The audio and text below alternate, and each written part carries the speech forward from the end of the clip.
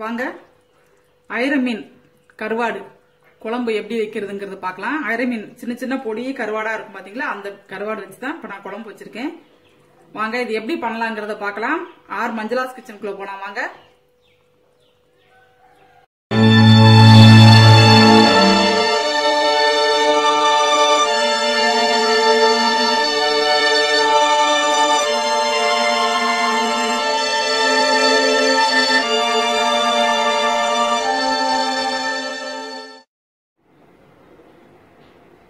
Hi viewers, R மஞ்சளாஸ் கிச்சனுக்கு உங்களை வரவேற்கிறேன்.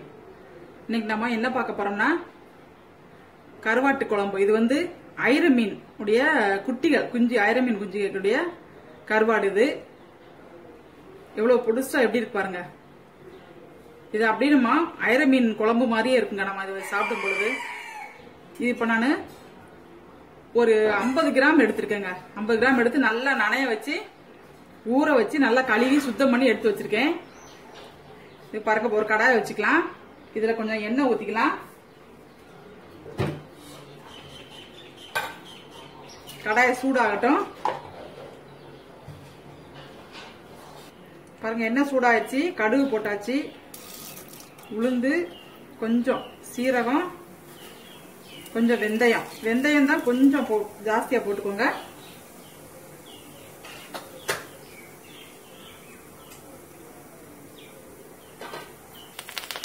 கருவேப்பிலை போட்டேன். இங்க பாருங்க, 3 மிளகாய், சின்ன வெங்காயம்,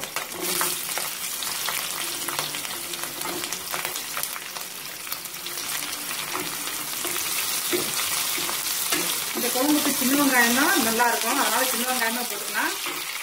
இப்போ சின்ன வெங்காயத்தை நம்ம அதை எடுத்து வச்சுக்கலாம். லாஸ்டா தேங்காயோட நம்ம அரைச்சி வச்சுக்கலாம். இது நல்லா வதங்கட்டும். இப்போ பாருங்க, தக்காளி போட்டுடலாம்.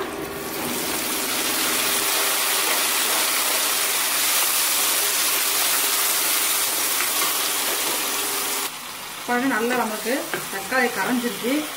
இப்போ நம்மளுக்கு குழம்பு மிளகாய் தூள்,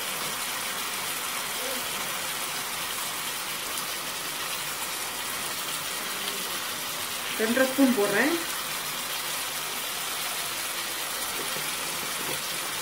உங்கள்கிட்ட சாம்பார் பொடி இருந்தாலும் போட்டுக்கலாம், இல்லை தனித்தனியா வத்தல் பொடி, மல்லிப்பொடி அந்த மாதிரி தனித்தனியாவும் போட்டுக்கலாம். எப்படி இருந்தாலும் நீங்க பண்ணிக்கலாம். அது மாதிரி நல்லா அந்த எண்ணெயிலே கொஞ்சம் வதக்கி விட்டுலாம்.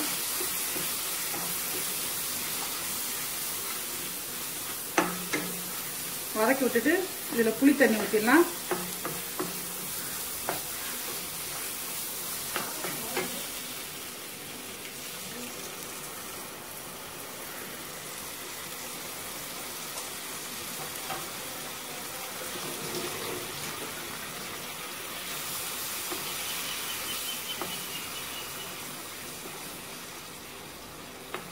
இது நல்லா கொதிக்கட்டும். இப்ப பாருங்க, தேங்காய் ஒரே ஒரு பத்தை, சின்னதா ஒரு பத்தை எடுத்துக்கோங்க. சீரகம் 1 ஸ்பூன் சீரகம் போட்டுக்கோங்க. சின்ன வெங்காயம், மிச்சம் சின்ன வெங்காயம் வச்சிருந்தோம் பாத்தீங்களா, ஒரு 4 வெங்காயம் அப்படி கட் பண்ணி போட்டுக்கோங்க. இதை நம்ம பேஸ்டா அரைச்சிக்கலாம், நல்ல பேஸ்டா அரைச்சிக்கலாம். பாருங்க, நமக்கு நல்லா கொஞ்சம் திக்கா வந்துச்சு பாத்தீங்களா. இப்போ கருவாடை போட்டுடலாம். கருவாடை நல்லா இது பண்ணி போட்டுட்டு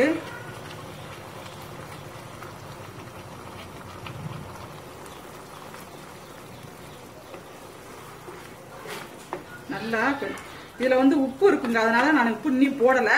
இது கொஞ்சம் அந்த கரையவும் அதுல உப்பு இருக்கா என்னன்னு பார்த்துட்டு அப்புறமா நம்ம போடலாம். மேக்ஸிமம் இதுல அதிகமா உப்பு இருக்காது, இருந்தாலும் பார்த்துட்டு தான் போடணும். முதலே போட்டோம்னா உப்பாயிருங்க. உப்பு அதிகமா இல்லை. இதுல நம்ம கொஞ்சம் உப்பு கம்மியா கூட சாப்பிடலாம், ஆனா உப்பு மட்டும் போட்டு சாப்பிடக்கூடாது, அதனால உப்பு பார்த்து தான் போடணும்.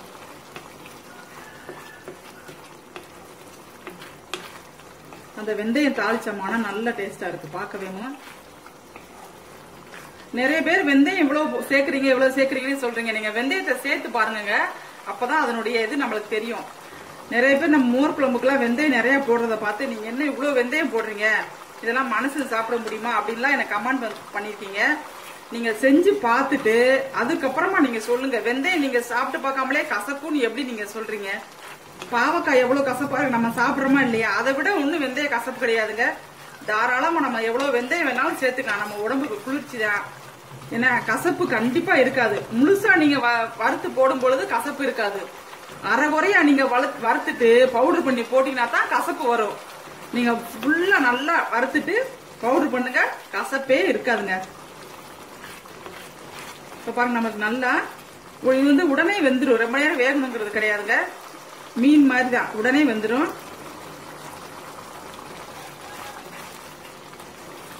சூப்பரா வெந்துருச்சு. இப்ப வந்து நம்ம தேங்காய் அரைச்சு வச்சிருக்கோம் பாத்தீங்களா, அந்த தேங்காயை ஊத்திடலாம்.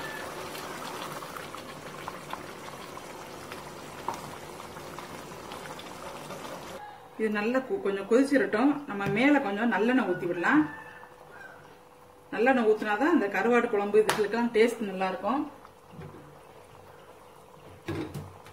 இது நம்ம மூடி வச்சிடலாம், நல்லா கொதிக்கட்டும். பாருங்க, நம்மளுக்கு சூப்பரா கருவாடு குழம்பு ரெடி ஆயிடுச்சுங்க. இதுல கருவேப்பிலை மேல பிச்சு போடுவோம். 2-3 மல்லி இலை, நிறைய மல்லி இலை சாம்பார்ல போட்ட மாதிரி போடக்கூடாது, 2-3 மட்டும் போடணும். சூப்பரான ஐர மீன் கருவாடு ரெடி ஆயிடுச்சுங்க. நம்மளுக்கு ஐர மீன் கிடைக்காத சீசன்ல இந்த கருவாடு வாங்கி சாப்பிட்டுக்கலாம். ரொம்ப நல்லது உடம்புக்கு. இதுல வந்து ஃபுல் அண்ட் ஃபுல் கால்சியம் இருக்கு நம்மளுக்கு. அதனால கருவாடு சேர்த்துக்கலாம். நிறைய இந்த துண்டங்கருவாடு இருக்கு பாத்தீங்களா, நிறைய உப்பெல்லாம் இருக்கு பாருங்க, அதுதான் நம்ம நிறைய சேர்க்கக்கூடாது. இந்த கருவாடு நம்ம சேர்த்துக்கலாம். இது நம்ம எலும்போட சாப்பிடும் பொழுது நம்மளுக்கு கால்சியம் ரொம்ப கிடைக்கும். அதனாலதான் காய்ச்சலா இருக்கிறவங்க எல்லாம், அந்த சிக்கன் குனியா அந்த மாதிரி வரவங்களுக்கு எல்லாம் கருவாடு குழம்பு வச்சு கொடுங்கன்னு சொல்றது காரணம் அதுதான். அதனுடைய ரீசன் நம்மளுக்கு தெரியாது. ஆனா அதுல கால்சியம் ரொம்ப இருக்கிறதுனால நம்ம சாப்பிடும் பொழுது கால் கை வலியெல்லாம் நம்மளுக்கு குறையும். அதுக்காக தான் கருவாடு குழம்பு வச்சு சாப்பிட சொல்றாங்க.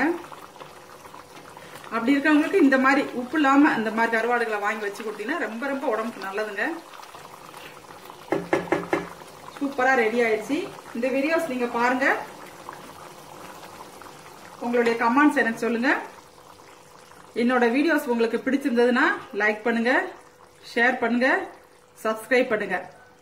பொறுமையா இன்ன வரைக்கும் என்னோட வீடியோஸ் பார்த்ததுக்கு மிக்க நன்றிங்க. தேங்க்யூ, பாய்.